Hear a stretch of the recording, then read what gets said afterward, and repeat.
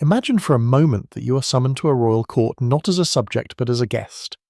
You step across polished marble floors into a hall lit by hundreds of candles, the air thick with spice and smoke. You expect dignity ceremony, perhaps even boredom. Instead, you are confronted with a theatre that unsettles every expectation you carried inside. What looks at first like a feast is in fact a performance where your own reactions, your willingness to comply, will mark you more indelibly than the dishes served. The banquet table is no longer about food. It is the stage upon which power reveals its truest form. This is where the competitor's script opens, and it is a powerful choice. Catherine II of Russia, Marie Antoinette of France, Messalina of Rome, each presided over spectacles that have come down to us in whispers and scandals half fact, half fable. Yet behind the salacious rumours a colder truth pulses. These were not eccentricities, not mere indulgences of bored aristocrats. They were laboratories of control where pleasure, humiliation and desire were transformed into instruments sharper than swords. Let's keep our footing in what is certain. Catherine the Great did indeed craft an image of herself as an enlightened sovereign lover of Voltaire, patron of the arts, mother of her people. But she also understood the dark glamour of unpredictability. If courtiers never quite knew what to expect, if they might arrive at a dinner and find themselves uncomfortably tested, observed, or drawn into improvised theatricals, their dependency on her deepened. The rumours of naturalist banquets where dress codes bent toward the provocative speak less to personal appetite than to public demonstration. Catherine was reminding every ambassador, every nobleman that the rules bent when she willed them to, and that none dared object. The banquet in this telling becomes a throne room in disguise. Food is only the bait. The true feast is in the spectacle of obedience. One could eat bread in silence and still be compromised if that bread was handed in a way that forced a bow, a blush, or an awkward laugh. Courts understood this. Rituals were never neutral, they were charged with meaning, each gesture a test of loyalty. And nowhere were the rules so pliable, so dangerously shifting as around the dining table. It is tempting to laugh at the absurdity aristocrats playing shepherds, Roman senators reduced to clowns, English dukes, kneeling at a bathtub. Yet the laughter hides unease. Why did they comply? Why didn't they walk away? The answer, as the old chroniclers knew, lies in the human terror of exclusion. To miss the banquet was to miss the pulse of power itself. To refuse was not neutrality, it was self-banishment. Better to be mocked at the table than forgotten outside its doors. Modern scholars of ritual call this social theatre. Courts in Moscow, Versailles or Rome were not merely political hubs, they were stages upon which hierarchy was rehearsed and reinforced daily. What is striking about the episodes to come is how rulers twisted that theatre. Instead of displaying power through grandeur alone, they injected humiliation, inversion, scandal. A feast might invert rank turnmasters into jesters, reduce nobles to peasants.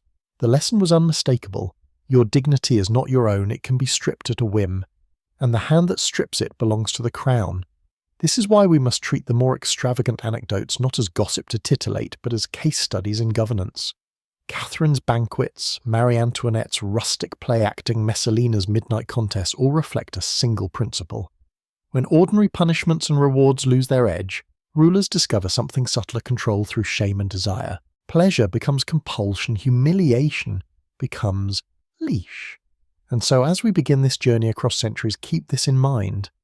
The banquet is never about food. It is about testing the limits of belonging, about seeing who will blush, who will bend, who will cross the invisible line and never return to who they were before. The table is a throne, the meal is a mirror, and the guests, willing or not, become the entertainment, the evidence and the captives all at once. Hey there! Before we go on tap, like and subscribe if these stories make you pause, reflect or smile. And now, tell me, where in the world are you joining me from tonight? And what hour has history found you at? I want to hear your story. Picture yourself arriving at the Winter Palace in St. Petersburg in the scene 80s. The snow outside crunches like broken glass beneath the sleigh runners, the Neva frozen into a gleaming sheet of steel. Inside, however, warmth and brilliance overwhelm you, gilded walls, chandeliers that drip with crystal, and the Empress herself, Catherine II, ready to receive. You expect a feast of grandeur and refinement, a stage where Russia proclaims itself a civilized partner to enlightened Europe.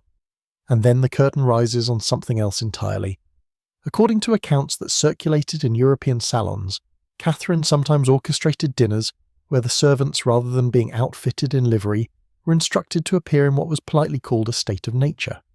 Not fully unclothed, but stripped down to a point that made guests shift in their chairs, eyes darting between fork and floor. The official justification one whispered in philosophical tones was that such displays celebrated the beauty of the human form, echoing Enlightenment ideals of natural man uncorrupted by artifice. In other words, Rousseau meets roast venison, but the reality was harder, colder. This was not about honouring nature, it was about proving that Catherine could bend etiquette itself into a weapon. Every nobleman present was forced to swallow his discomfort alongside the pheasant smiling as if nothing were amiss. They could not object without branding themselves prudish provincial, or worse, ungrateful guests of the Empress. Their silence became complicity. Their forced smiles became another brick in the fortress of Catherine's authority. Here we must pause to sift what is documented from what is rumoured. Russian court records do mention unusual dress codes for banquets and masquerades. They describe evenings in which classical themes, gods, muses, nymphs were staged with costumed performers, and sometimes with attendants asked to embody the aesthetic. Whether this always crossed into the risque is debated. Much of what Western pamphleteers claimed may have been exaggeration intended to shock readers in London or Paris who already delighted in scandalising Catherine as a woman who ruled too boldly. Still, the important truth is not whether every detail is literal. It is that Catherine encouraged precisely this aura of unpredictability. Gossip about her extravagance was itself a tool reminding foreign courts that she was formidable, untouchable, even a little terrifying. This tension between Enlightenment branding and autocratic theatre was Catherine's genius. She commissioned the nakaz her instruction to lawmakers filled with lofty ideals about equality and justice. She corresponded with Diderot and Voltaire, painting herself as the philosopher on the throne. Yet in practice she bound her nobles not through abstract principles, but through rituals of obedience, sometimes humiliating, sometimes absurd. A masquerade could undo a man more efficiently than an edict. A banquet could remind the Polish envoy or the Prussian ambassador that in Russia, all civilization flowed from her. The choreography of servitude was precise, the servants' bodies became props in her Enlightenment tableau, but the true actors were the guests. She watched who laughed too loudly, who grew red in the face, who whispered behind a goblet. These reactions told her far more than any council report. They revealed temperament, weakness, loyalty, or lack thereof. Catherine was staging not indulgence, but a laboratory of power, and the discomfort was the point. To feel uneasy, yet remain seated, to blush, yet keep smiling, was to acknowledge the Empress's dominion over not only your actions, but your very nerves. That was hierarchy made visible, hierarchy dressed in the silks of philosophy. She could declare that all were equal beneath the skin, and in the same gesture remind you that she alone could command when, where, and how that truth would be displayed. In this, Catherine stood at the crossroads of two Europes, the enlightened, rational Europe of treatises and academies, and the older, darker Europe of courts, where survival depended on knowing when to laugh at a joke that cut you to the bone. Her natural nights were not deviations from her role as sovereign, they were demonstrations of it. By now it should be clear that what looks like decadence on the surface, strange dress codes, pastoral games, or Roman contests was rarely just entertainment. These spectacles were engineered with a logic as disciplined as any military maneuver. Strip away the candlelight and jewels and you see a three-step system that rulers from Rome to Versailles perfected: the invitation, the escalation, and the memory. Each step, seemingly harmless, drew guests deeper into a trap from which there was no graceful escape. Step 1. The invitation as selection. The power of a banquet begins before the first dish is served. To be invited is already to be marked as part of an inner circle. Refuse and you risk being labelled aloof, disloyal, or even hostile. In societies where access was everything, where a man's career could depend on being seen at the right table, no was simply not an option. Roman senators could not decline Messalina's feasts without insulting the gueules. French nobles could not refuse Catherine de' Medici's salons without losing royal favour. Even in Tudor England, to skip Elizabeth's rituals of devotion was to court exile. The invitation was less a choice than a summons dressed as privilege. Step 2. Gradual escalation in a sealed theatre. Once inside, the walls closed in. The genius of these events lay in their slow, careful escalation. A guest might begin the evening with harmless wine and laughter, only to find hours later the games had shifted into something compromising.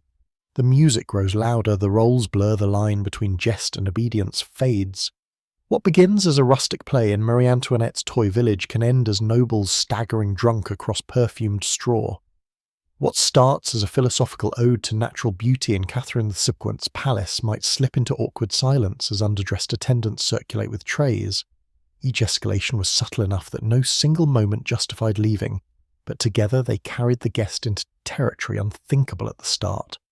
This is the psychology modern researchers call the foot-in-the-door effect. Once you have said yes to something small, it becomes harder to say no to something larger. Step 3. Memory as leash. The banquet never truly ended.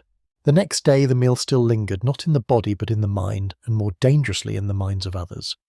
What had been done, what had been said, who had blushed or stumbled all of it, was witnessed, recorded, retold. Courtiers carried tales in whispers. Servants trained to observe became living archives. Hostesses, like Catherine de' Medici, even kept written ledgers of indiscretions. The feast became a binding rope of memory. A senator could be reminded of his antics years later. A duke could feel a sudden chill when a queen alluded with a smile to that unforgettable evening. A man might survive defeat in war or ruin in finance, but the knowledge that his humiliation was stored in the collective memory of the court, that was inescapable. This 3-step playbook explains why compliance spread so easily. Refusing to attend was reputational suicide. Walking out mid-feast marked one as humorless or defiant. Staying meant risking shame, but shame was survivable if shared if everyone else had also crossed the same lines. Better to blush together than to be excluded alone.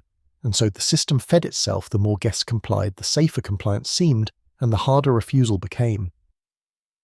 We find echoes of this logic far beyond Europe. In the Ottoman court, lavish circumcision festivals for princes served to bind provincial elites into Istanbul's orbit, each noble compelled to participate in rituals that displayed loyalty before thousands. In the Chinese imperial palace, tightly choreographed banquets placed officials under the emperor's gaze, where even the way one held a cup could be judged. Across cultures, the elements recur: selective invitation, escalating ritual, and the indelible record of who performed well or failed. What unites all of these is the recognition that food and festivity are never neutral. A banquet is a closed world, a stage where rank and favour are tested. Once you step into the circle of light, you are both audience and actor, and the play will be remembered long after the dishes are cleared. Imagine Versailles in the 1780s. The Golden Palace with its endless galleries and mirrored halls had become a cage of protocol. Every gesture of the Queen was monitored, every smile dissected by 100 pairs of eyes. Marie Antoinette, Austrian Archduchess turned Queen of France, was suffocating under wigs, gowns, and ritual bows. And so she did what queens under pressure often do: she built herself another stage. In 1783, she commissioned a miniature village inside the royal gardens, a fantasy hamlet of cottages with thatched roofs, meandering streams, and painted barns. It was called the Hameau de la Reine. To the casual visitor, it looked like a pastoral idyll lifted from a painting by Boucher, a place where aristocrats could escape silk and ceremony to play at being shepherds and milkmaids. The cottages were charmingly rustic on the outside, but inside they were furnished with porcelain gilded mirrors and tapestries that cost more than an actual farm. Marie and her companions dressed as peasants, but peasants clothed in silk muslin and lace corsets sewn with silver thread. They milked cows, washed, perfumed, and decorated with golden ribbons. They churned butter in porcelain churns. The air of play was intoxicating, but it was play with limits. The women of the Hameau did not sweat under the July sun or live off thin harvests. They enacted a fantasy of innocence, the countryside as costume, while real peasants beyond the palace walls scraped for bread. And then, when twilight settled and the official pastoral hours ended, the true theatre began. Within the bounds of the Hameau, the rigid etiquette of Versailles was suspended. No bows, no endless ceremonies of precedence, no stiff lines of rank. For a night, dukes could stagger drunk, duchesses could laugh too loud, and everyone could slip free of the suffocating mask of nobility. Wine flowed under the guise of rustic simplicity, though the bottles cost small fortunes. Games stretched until dawn. The aristocracy, released from centuries of self-control, acted out their idea of how peasants might behave when no rules restrained them. Though of course their idea of peasant life was itself a parody filtered through luxury and fantasy. The scandal this provoked was immense. Pamphleteers in Paris accused the Queen of mocking the misery of her subjects, of spending millions to build a toy village while the real villages starved. The phrase let them eat cake, though. Apocryphal clung to her image because it seemed to fit this dissonance so perfectly. A queen lost in pastoral games while France teetered on bankruptcy. Bread prices rose, riots spread, but inside Versailles the queen staged freedom as theatre. To understand the hameau, we must see it not only as escapism but as a laboratory. Within its gates, Marie Antoinette inverted the world, aristocrats playing peasant servants forced into costumes of rustic labourers, hierarchies temporarily blurred. But the inversion never threatened the order outside, it reinforced it. The courtiers learned by acting that their roles were masks, that masks could be donned or stripped at the queen's pleasure. The peasants of the hameau returned to their barracks, the nobles to their gilded chambers, all bound more tightly to a queen who could conjure entire realities with a signature. This was the paradox of Versailles' toy village. It looked like play, but it was power. It looked like equality, but it underscored difference. And it looked like escape, but it chained its participants more firmly to the monarch who authored the rules of the game. Outside the palace, hunger gnawed at France. Inside, under painted rafters and perfumed straw, Marie Antoinette rehearsed a fantasy that made her the mistress not only of a kingdom, but of the very line between illusion and truth. It is easy to sneer at these stories from a distance, queens dressing like shepherdesses, emperors staging contests of debauchery, courtiers gritting their teeth through absurd rituals. Yet to stop at ridicule is to miss the deeper truth. These spectacles were not born solely from vanity or cruelty.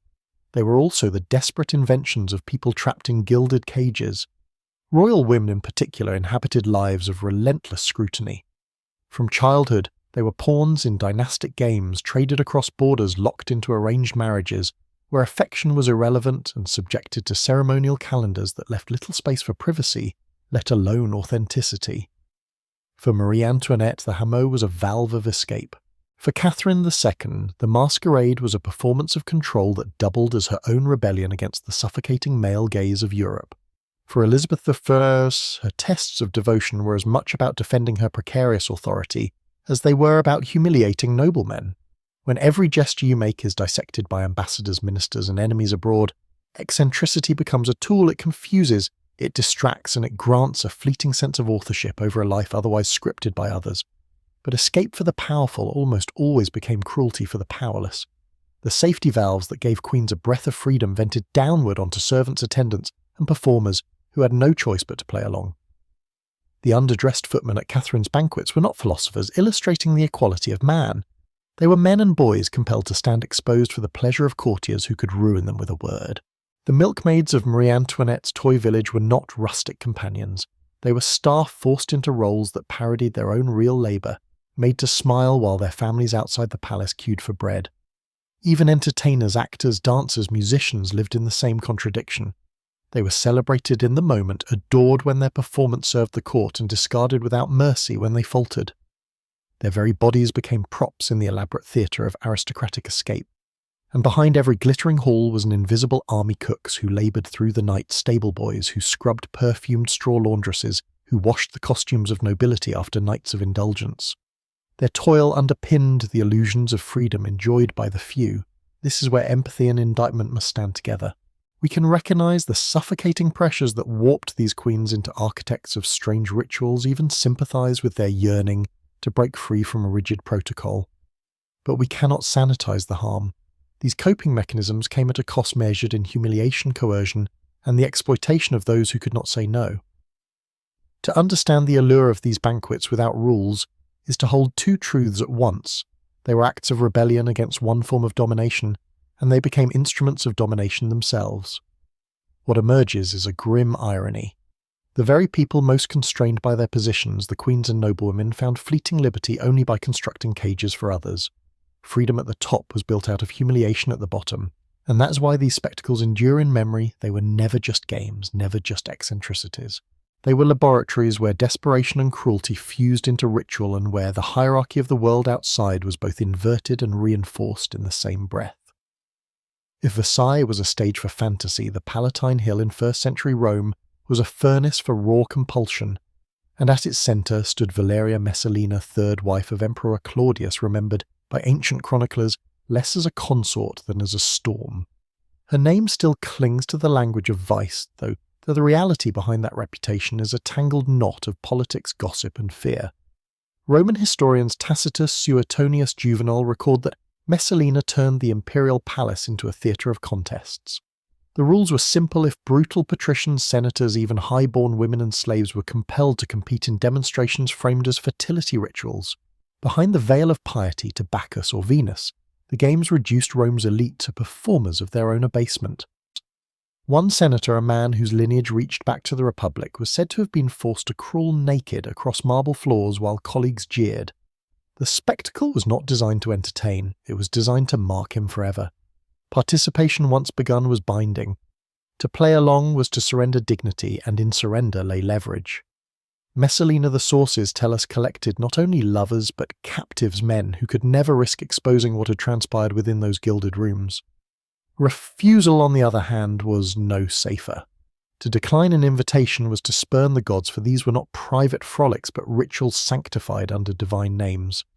A senator who refused could be painted as impious, even treasonous, in a society where religion and politics were fused.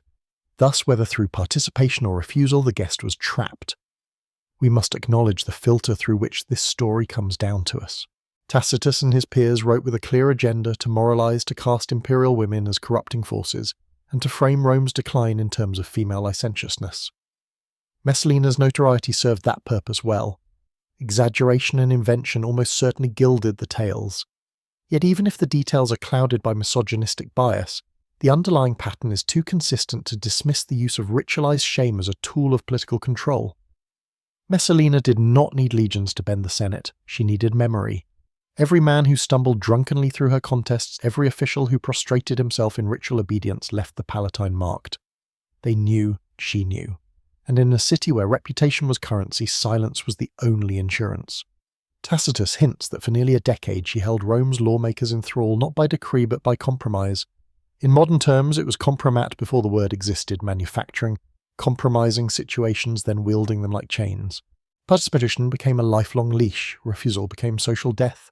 The Palatine Hill, gleaming with marble and torchlight, was less a palace than a trap, a place where the Senate's most powerful men learned that Rome's true throne could be a banquet couch and its most binding decree a whisper of what had been seen in the night. Part 7. The architecture of no choice from ritual to trap. What makes these feasts so insidious is not the wine or the games, but the way they were designed so that no one could refuse them. Power lay in the architecture of no-choice rituals disguised as invitations, sequences arranged so that by the time a guest realized what was happening, it was already too late to retreat without disgrace. The first layer was always pretext.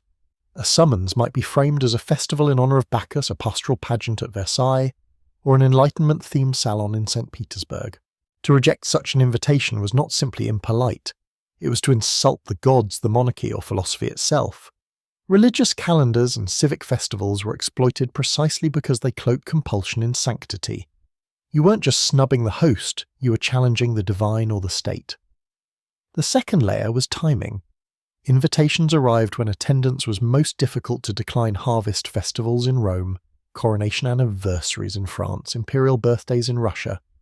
To absent oneself at such moments risked being remembered, not as discreet but as conspicuously absent.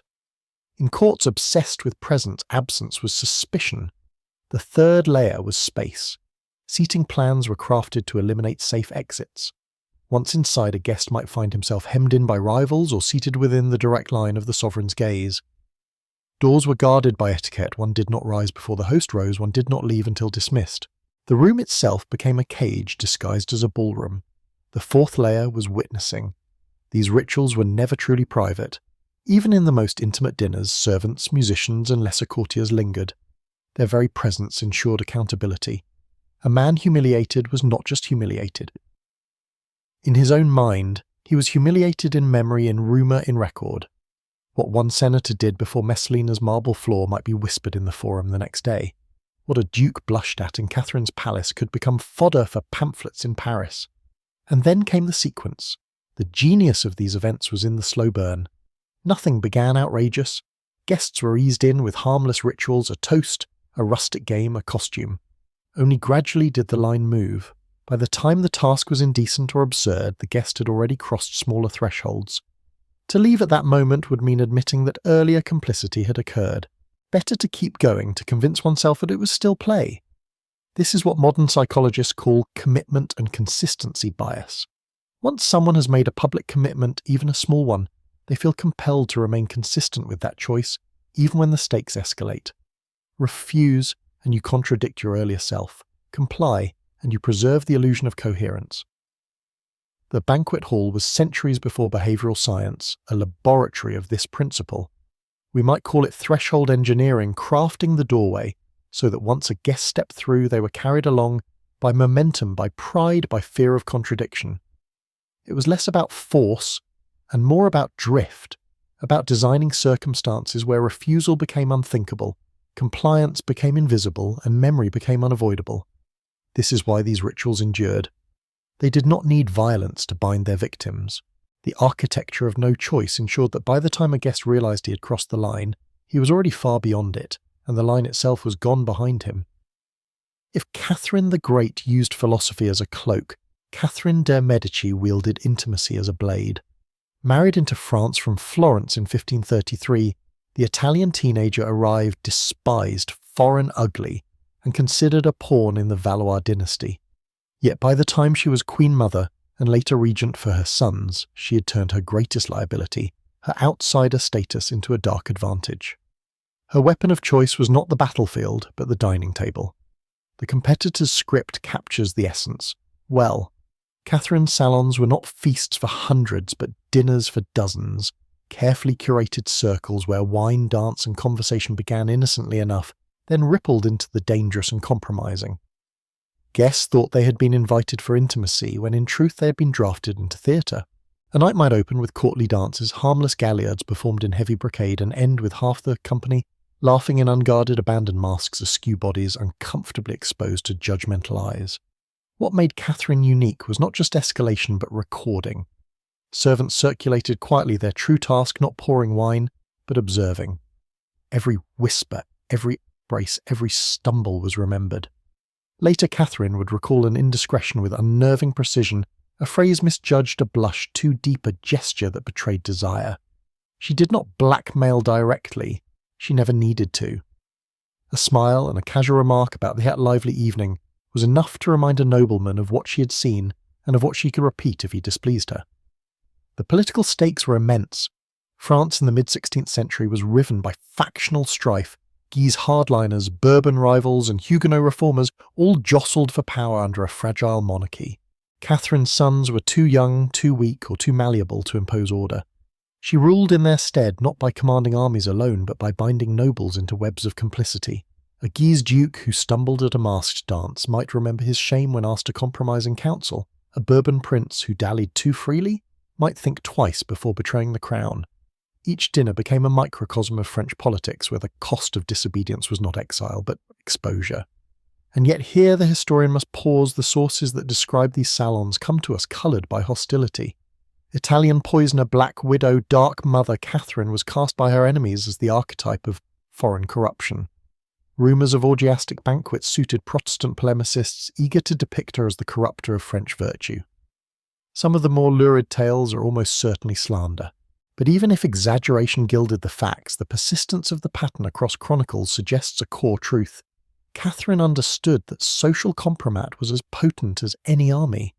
Her method was not crude coercion, but gentle terror, the lingering dread of being reminded in public or private of a night when you crossed a line. Nobles laughed too loudly, drank too deeply, and then discovered that memory itself could be weaponized against them. Catherine's reign was a lesson in soft statecraft rule, not by decree alone, but by dinner. And by the time her children sat on France's throne, she had already set the seal.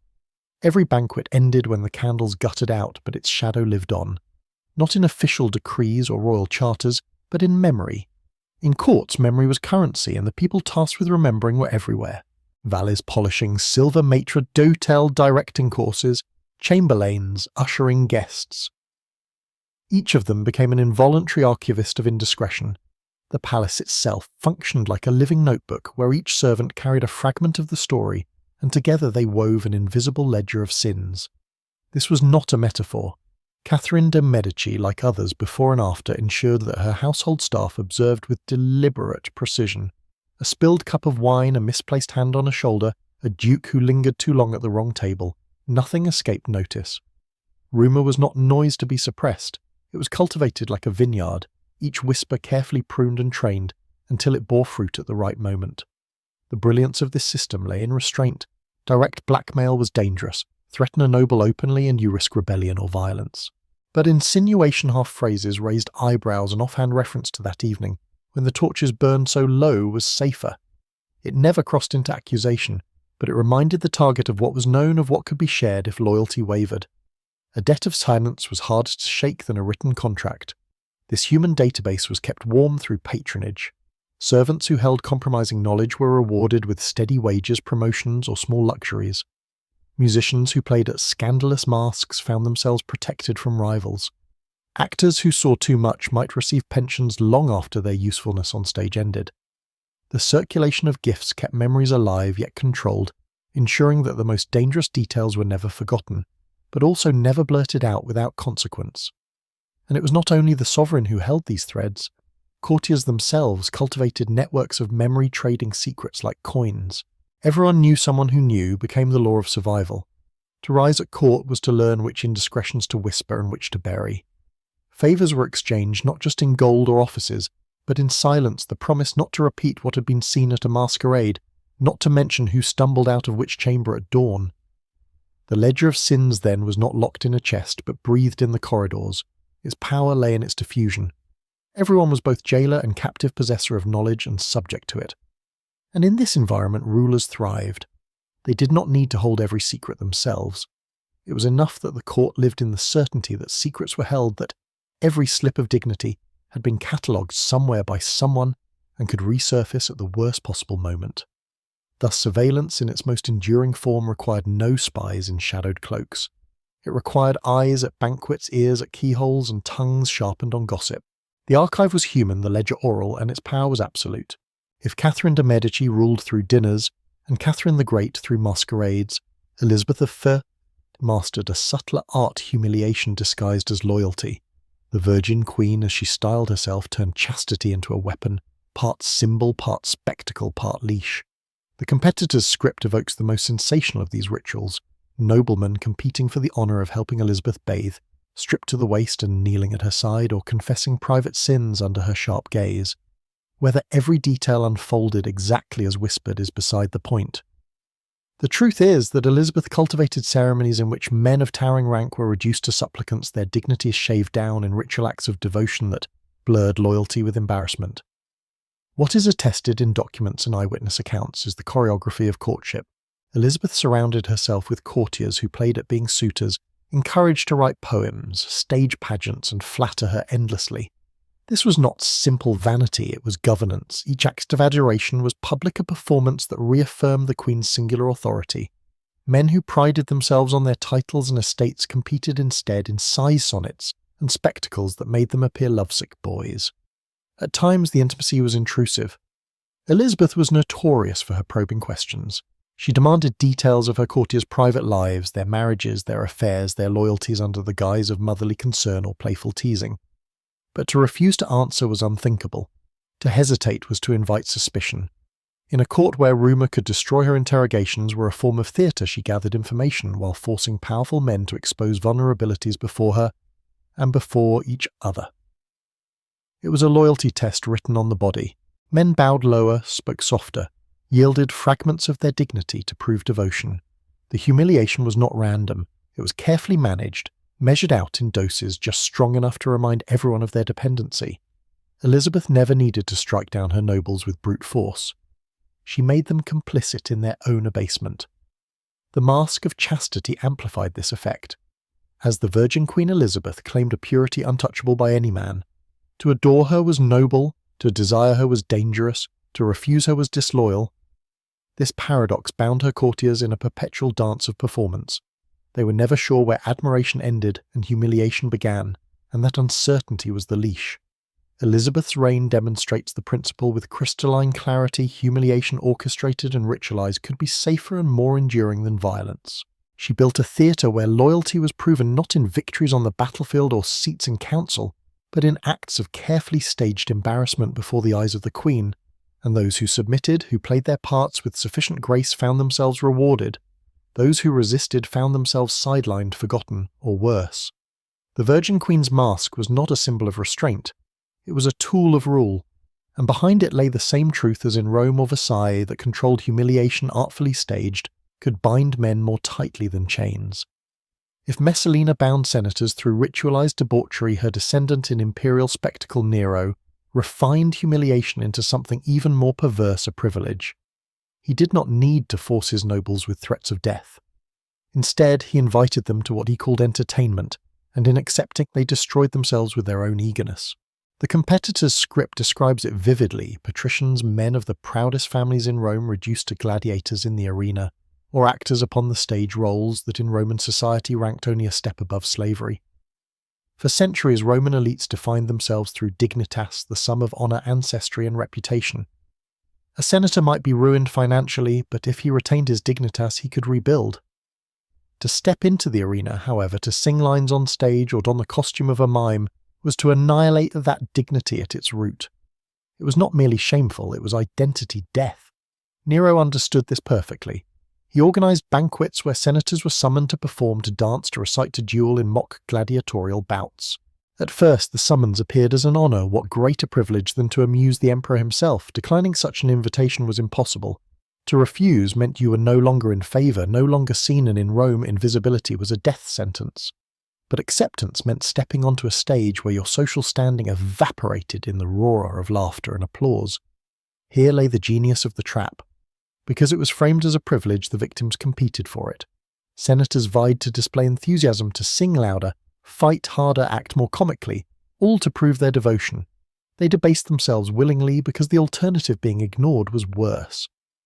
As Tacitus dryly observed under Nero, fear of exclusion became more corrosive than the fear of punishment. Humiliation disguised as privilege is the most elegant whip. A man whipped openly can protest injustice. A man who humiliates himself in pursuit of favour has no defence. His complicity becomes his chain, and when the humiliation is public witnessed by peers, its stain cannot be washed away. Every laugh in the audience carved the mark deeper. Nero's spectacles remind us that degradation is most effective when the victim thinks he is choosing it. To bow is one thing, to sing like a clown before the emperor while your fellow nobles clap is another. The former is obedience, the latter is surrender. And surrender, when it masquerades as honour, becomes permanent. Thus the emperor sat smiling as Rome's elite dismantled their own dignity piece by piece, all for the chance to remain visible at his table. Violence was unnecessary. They destroyed themselves for him and called it loyalty. If Nero perfected humiliation disguised as privilege, Cleopatra of Egypt perfected something subtler and far more dangerous: dependence. The last pharaoh did not merely break her guests' dignity, she rewired their desires, binding them to her in ways they could neither resist nor fully understand. The stage was not Rome's marble amphitheatre, but Alexandria's glittering palaces, where banquets stretched not for hours but for weeks. Roman chroniclers Plutarch, Cassius Dio, and later poets describe scenes that strain the line between history and myth. Halls hung with tapestries of gold tables, groaning with exotic dishes, wine perfumed with herbs unknown in Italy.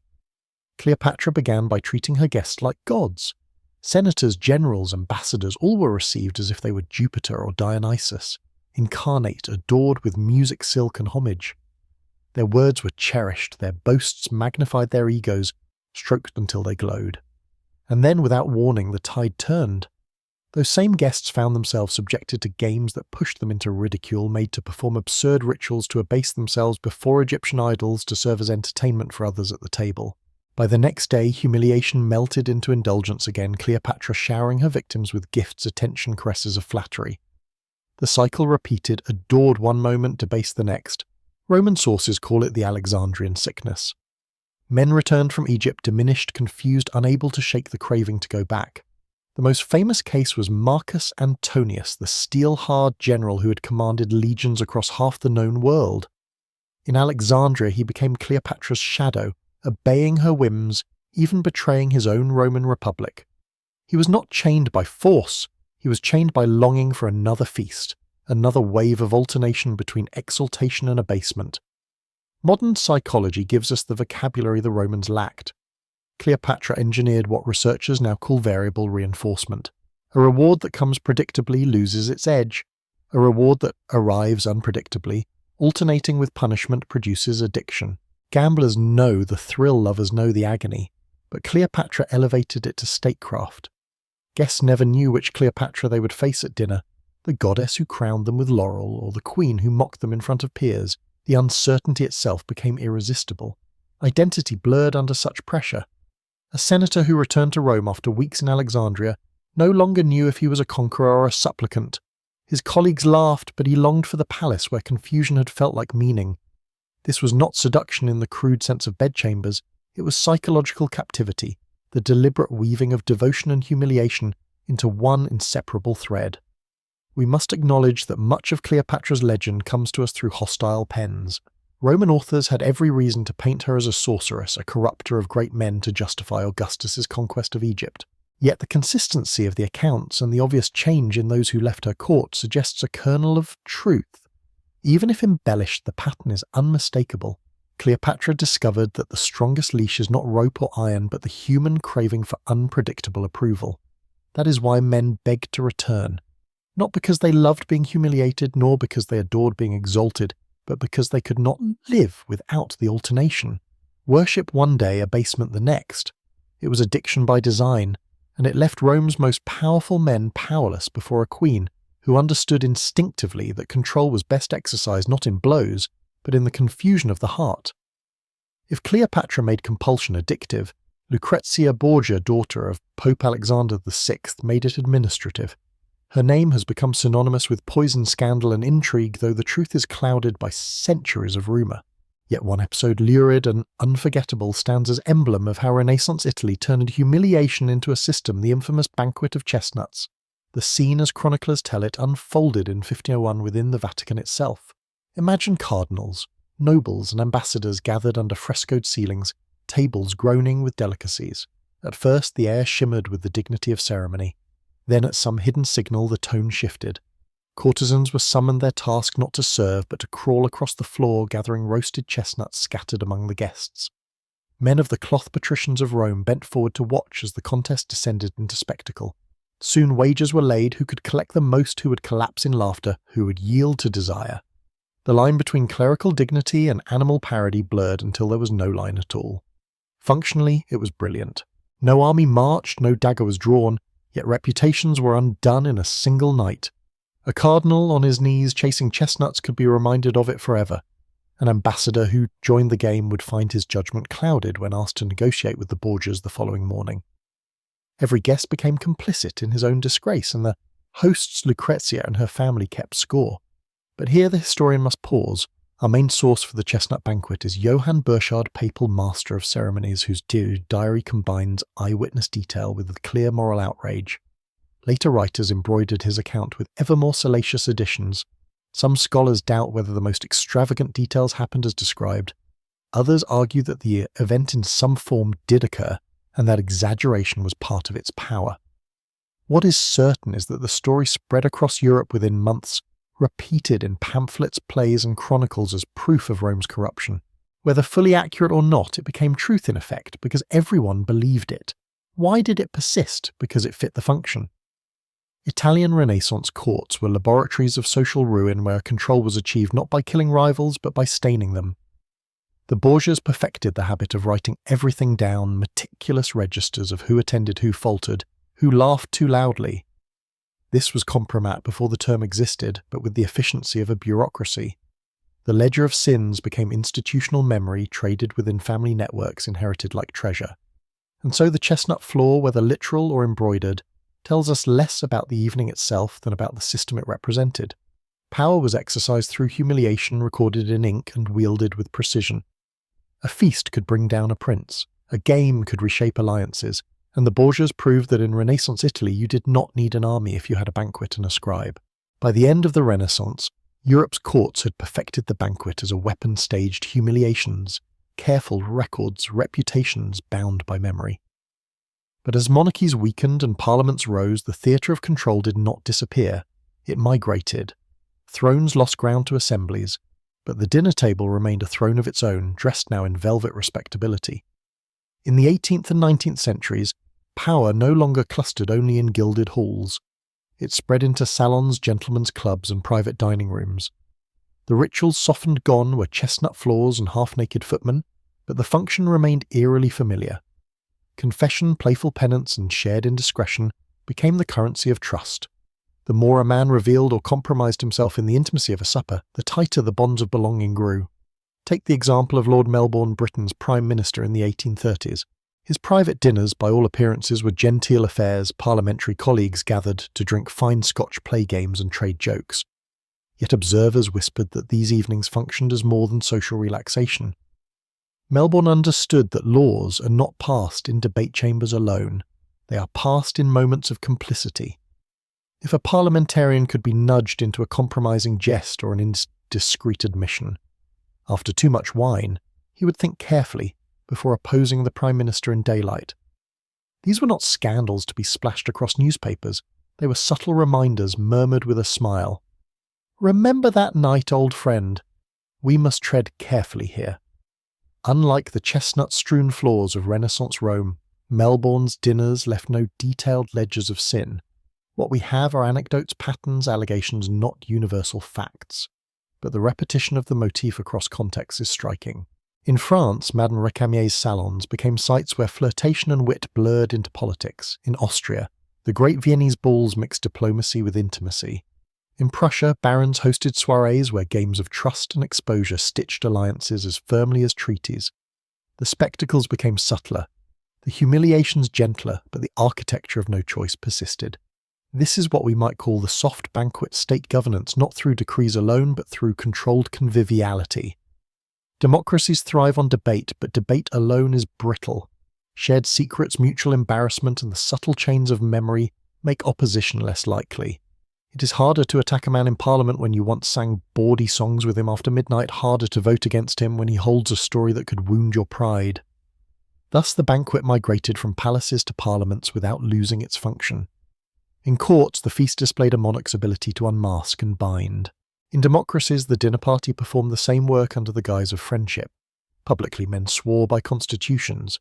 Privately, they swore by the knowledge of what had passed unspoken over a bottle of wine. The lesson is unsettling regimes may change, but rituals of humiliation and complicity survive the crown.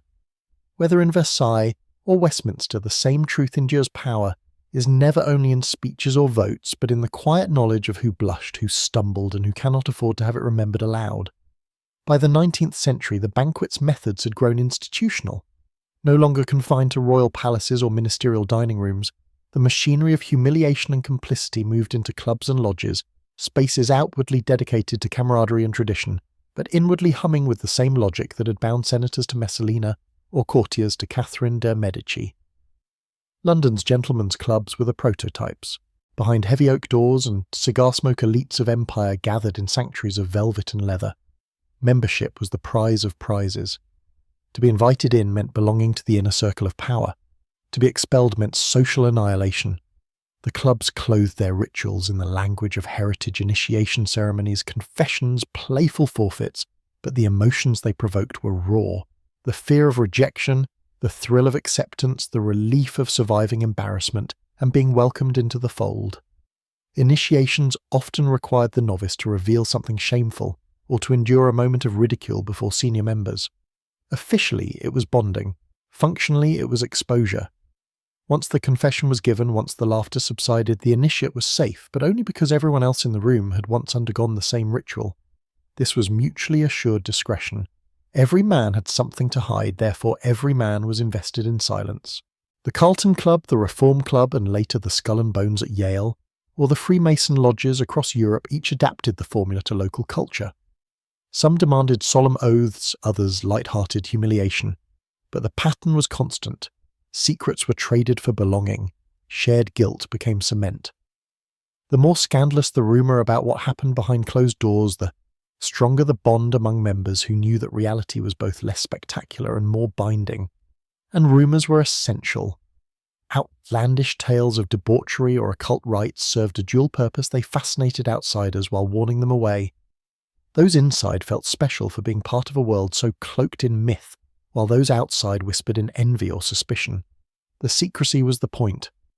At heart, the clubs and lodges perfected what courts had long practiced: the weaving of community through vulnerability. The rituals did not need to be grotesque or salacious. They needed only to mark each member with something unspoken, something he would not want shouted in the street. That mark created solidarity stronger than ideology or friendship. It was the knowledge that if you betrayed the group could betray you back. Thus the clubs of empire functioned as miniature banquets without chandeliers or pastoral fantasies, but with the same psychological architecture. Entry came with exposure survival, with silence and power, with the comfort of knowing that everyone at the table had the same stake in keeping the curtains drawn. By the 21st century, the chandeliered halls of Versailles and the velvet lounges of London had given way to something outwardly sleeker, but functionally identical. The banquet survives, but its tables now sit on private islands behind the tinted windows of Gulfstream jets, inside penthouse suites guarded by non-disclosure agreements rather than halberds. The choreography is unchanged. Control the setting, escalate the stakes, record the moment, and wield it as leverage.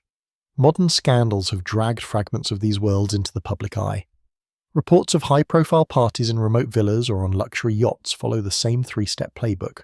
First, exclusivity. The guest list is curated so that merely receiving the invitation signals status. Second, escalation.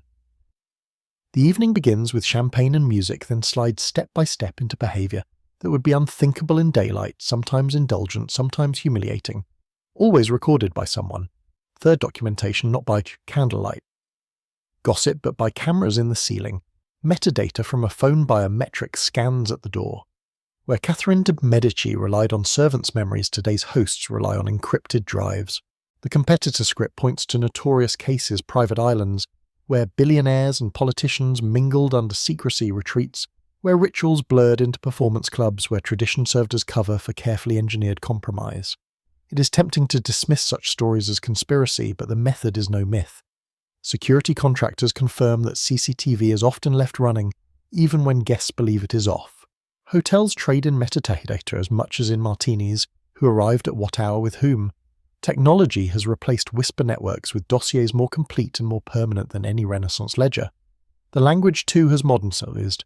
Where once humiliation was framed as devotion, it is now hidden under the gloss of networking, mentorship, team building. NDAs replace ritual oaths, discreet settlements replace whispered favours. Yet the function is still create situations that blur boundaries, then preserve the record so that no participant can fully disentangle himself later. This is not to claim that every gala or retreat is a stage for compromat. Most are not. But the pattern is persistent, and when scandals break, leaked footage of celebrities' dossiers on financiers, exposés of cult-like groups, the skeleton of the old banquet is visible beneath the neon. The table has changed. The dishes have changed, but the recipe is identical: exclusivity, escalation, documentation, leverage. The 21st century banquet, then, is not a relic of decadent courts. It is alive, armed with cameras instead of candlelight, governed by contracts instead of etiquette, and powered by the same fear that bound senators to Messalina or nobles to Elizabeth, the terror of exposure. In this sense, the banquet has never been more efficient nor more enduring. Across empires, the stage may change, but the script endures. From Messalina's Palatine Games to Catherine de' Medici's salons, from London's gentlemen's clubs to private islands, in the 21st century, the logic remains stable. Why? Because the machinery of these banquets does not depend on palaces or even politics. It depends on us, on flaws buried deep in the human animal.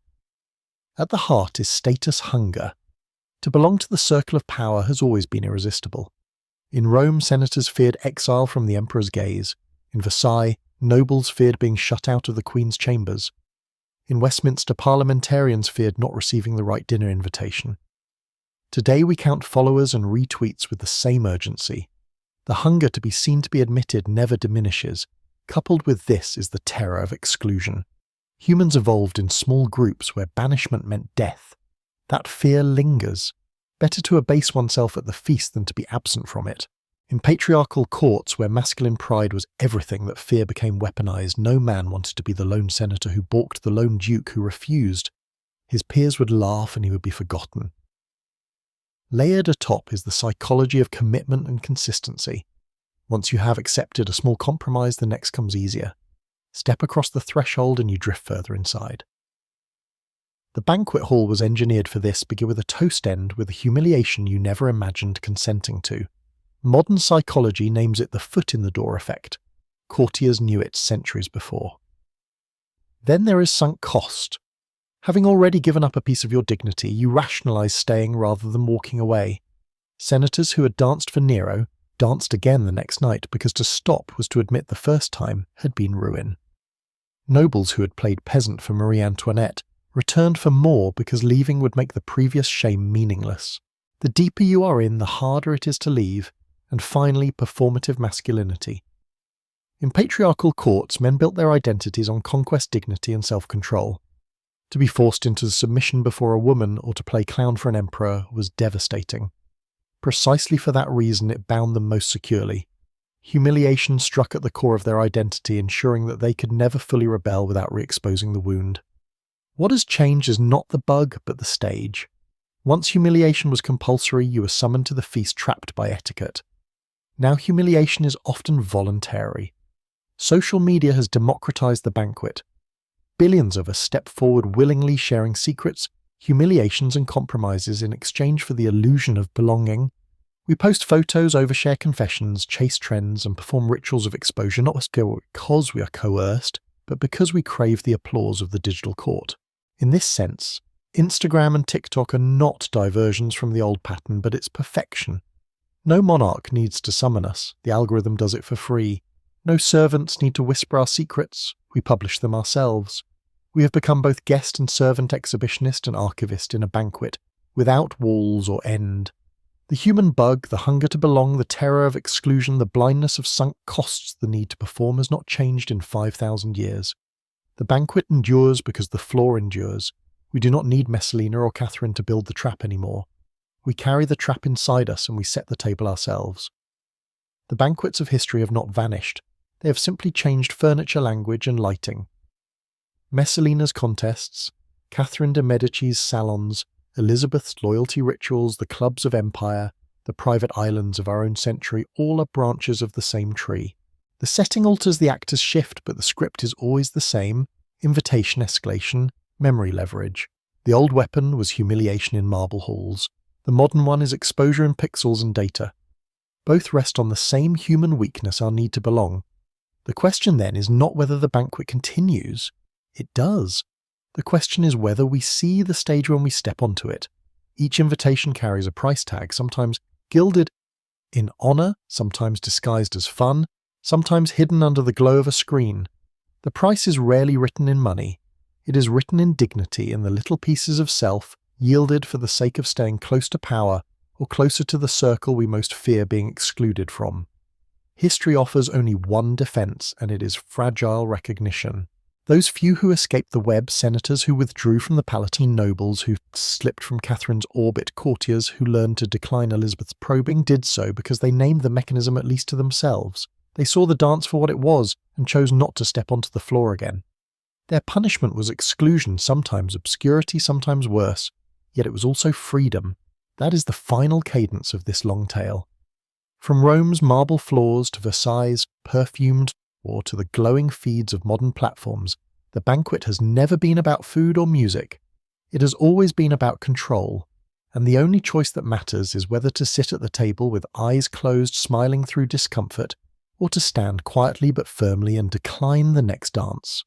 Because power will always set the table. The question is whether you eat or whether you finally see the meal for what it is. The banquet that never ends. Lessons in power, belonging and choice. From the marble halls of Rome to Versailles' perfumed gardens, from Renaissance salons to modern boardrooms and private islands. One truth echoes through history. Human beings are bound less by chains than by invitations. What looked like scandalous games or eccentric rituals were in fact precision instruments of control. Messalina's contests, Catherine de Medici's salons, Elizabeth I's rituals of devotion all relied on the same architecture. Guests entered eagerly, drifted past thresholds of discomfort and left marked by memories they could never erase. The banquet was never about food. It was about binding people through their own complicity. Why does it work? Because we are wired for belonging. To be invited is intoxicating, to be excluded feels like death. Add to this the foot in the door effect, small compromises that snowball into larger ones, and the sunk cost of earlier choices, and suddenly humiliation becomes easier to endure than absence. In patriarchal courts, masculinity itself was twisted into a leash. Men who prided themselves on dignity competed for the privilege of losing it all to remain in the emperor's or queen's orbit. What has changed today is not the method, but the medium. The banquet no longer requires chandeliers or chestnuts scattered on Vatican floors. It thrives on algorithms and screens. Social media functions as a mass banquet of self-exposure. Billions of us volunteer details, humiliations and secrets for the sake of applause. Where once rulers engineered situations to compromise guests, we now compromise ourselves, posting, confessing, and performing for digital approval. The Alexandrian sickness that trapped Roman senators has become a global condition, engineered by platforms that reward us intermittently, addictively, just as Cleopatra once alternated worship with abasement. And yet history does not only offer warnings, it offers lessons. First, recognize the invitation. Not every offer is neutral. Some doors are open to bind you, not to honor you. In life, ask, what am I being drawn into, and who benefits from my participation? Second, notice the thresholds. Banquets escalated in stages. So do many modern entanglements. The small compromise, an uncomfortable laugh, a secret shared too quickly, a post made for attention, sets the stage for the larger one. Awareness of thresholds gives you the power to stop before the drift carries you further than you intended. Third, understand memory as leverage. In every age, the true currency has been information: who saw what, who knows whom, who remembers. Protecting your dignity means guarding what you share, not out of paranoia, but out of respect for your future self. Finally, the only true escape is choice. To decline the next dance, to walk away from the banquet, may feel like exclusion, but it is also freedom. Those who resisted the pull of courts, clubs, or platforms did not escape without cost, but they kept something more valuable: sovereignty over themselves. The banquet, in other words, never really ends, but history leaves us with a clear option. You can take your seat smiling through discomfort, or you can see the meal for what it is and choose not to eat. Thank you so much for keeping me company tonight. Don't forget to subscribe so we can share many more stories together.